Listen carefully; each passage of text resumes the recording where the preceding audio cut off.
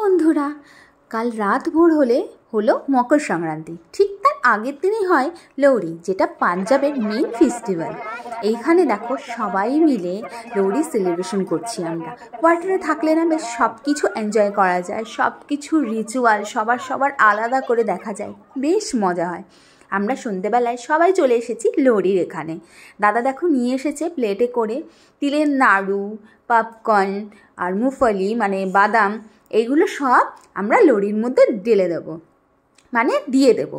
দেওয়ার পর তারপরে সবাই মিলে লোহড়ি সেলিব্রেশন করলাম। করার পর আসলো প্রসাদে ছিল মুফলি, পপকর্ন, আর হচ্ছে বাতাসা থাকে, আর তোমার হচ্ছে মুড়ি থাকে, আর মুফলি হলো মানে বাদাম আর কি, সব কিছু এগুলো দেয়, দিয়ে ওটা প্রসাদ। এই দেখো সবাই কিন্তু লোহড়ির মধ্যে ওগুলো দিচ্ছে।